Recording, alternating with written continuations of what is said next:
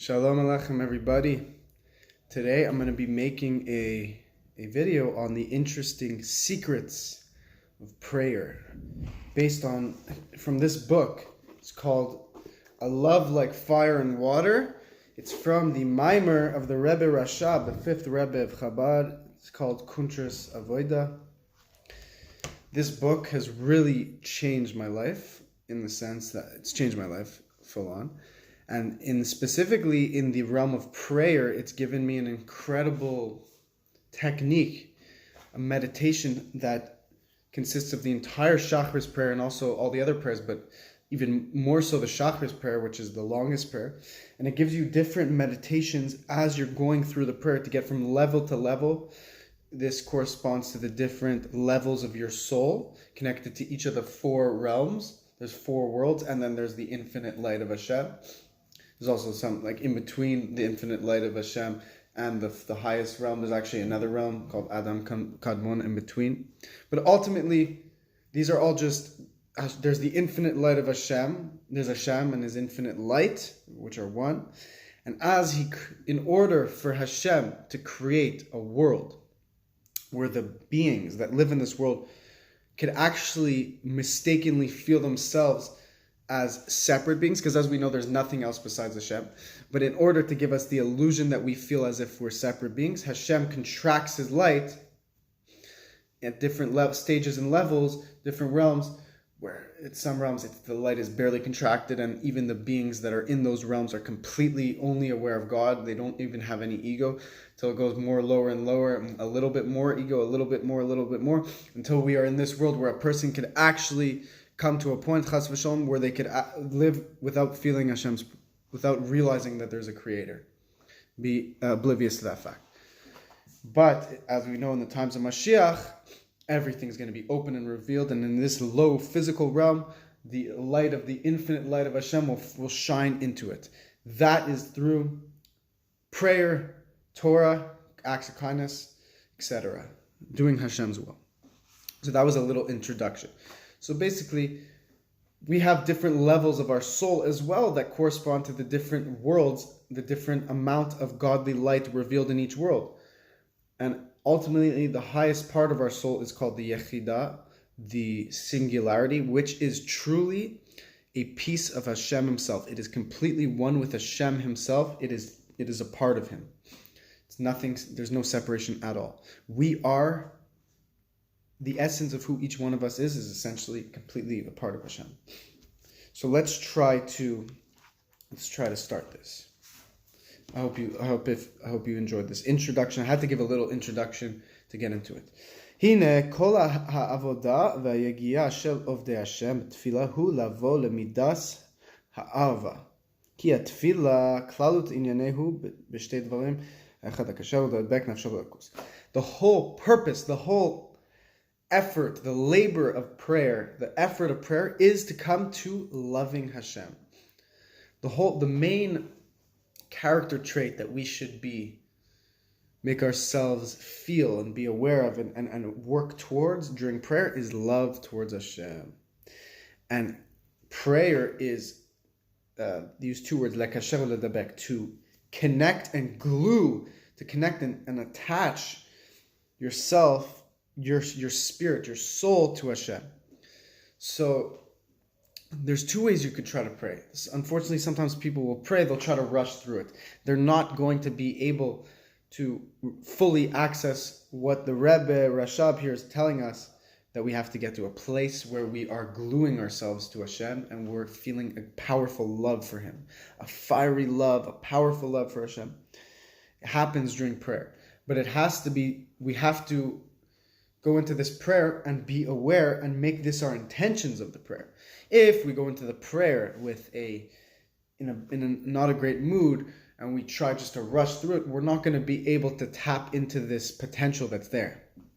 And that is why, at least the custom of the people I hang out with, and I mean, like in my yeshiva, and the custom of a lot of people is to learn some Chassidus before prayer. A few minutes of Chassidus before prayer allows you to get you a little excited spiritually, get you into the zone, get you thinking about Hashem, thinking about godliness. And then when you go into the prayer, you have this already have like, you're in the zone. For me, that's also changed my life. וזהו מה שתפילה הוא לשון התחברות, וכמו התופל כלי חרס, דהיינו התקשרות, התחברות נפשו בלכוס. So tefillah comes actually from the word tefillah means tofel, means joining. So that the word tefillah itself is connected to the word joining, which is also connected to the word we said before, connecting and gluing to Hashem. So this whole idea of tefillah is going above and bringing yourself to a higher level to Hashem. And when you have the proper techniques in mind, you have the proper intentions, you're thinking about the right type of concepts while praying, and as the Rebbe is going to get into, the Rebbe Rashab is going to get us into in the next few pages, when you know how to ascend higher and higher, it makes praying an entirely new experience. So let's see. Because of this, prayer is called a ladder. Sulam is the Hebrew word for ladder. And if you guys are familiar with this, Jacob Avinu, had a dream.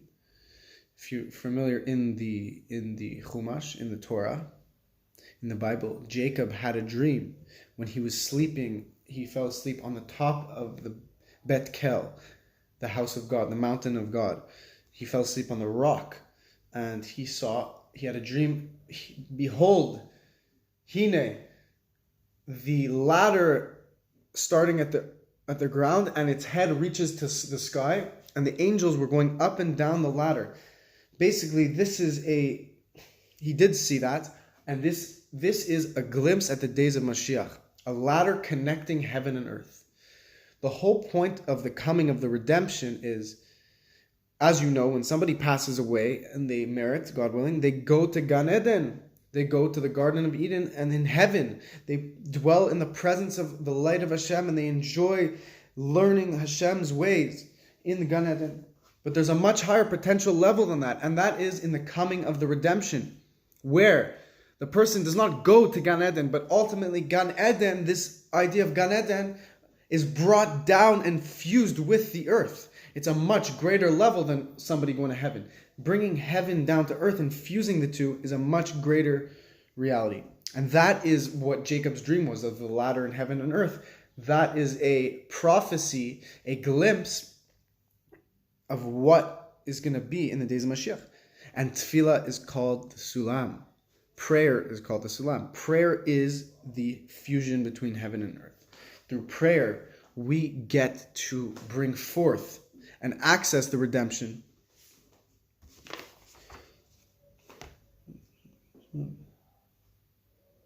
So through the sulam, through the ladder, through the prayer, we have levels of our soul that are above the body. I'll give you a quick introduction, and this will conclude our class today, but should be another couple minutes. But basically, our lowest level is our nefesh, which is our just basic consciousness, life force, consciousness, action. Number 2 is the ruach, which means spirit. That is emotional consciousness, conscious of emotions and all that, so forth. The next level is neshama, intellectual. It is through intellect, consciousness through intellect. Then there's a level called chaya, which is actually above the body. There's 2 more levels, chaya and yechida, that are too holy that they can't even be dwelling in the body. The body can't house them. So the chaya is above, it hovers around you. It's called your chaya.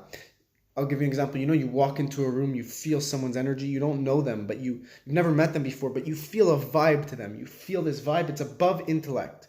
Or you meet someone, a parent loves their child. It's like a vibe. It's above intellect. You can't process, I love him because he's my son. No, it's a love that's so much greater than intellect. We have that in us. And then we have a level called yechida, which is completely one with Hashem. It is hard to even describe with words because it is such a potent, such a powerful concept, idea, and reality that I could just say it is completely unified with Hashem. So the whole point of prayer is that you bring all these 5 levels of your soul, not just the higher levels get to connect to Hashem. even your lowest level of consciousness, your physical life, your body, through prayer, through Torah and mitzvahs, will be able to access the infinite Ein Sof light, and all of the parts, all the different pieces of our neshama will be connected as one in the presence of our Creator. So I think this will conclude, B'ezrat Hashem, our first lesson on the secrets of prayer from the Kuntres Avoda book. God willing, you'll let me know what you think, and I'll hopefully continue this series, because I think this will allow us to be able to pray with more intention. And for me, this book changed my life.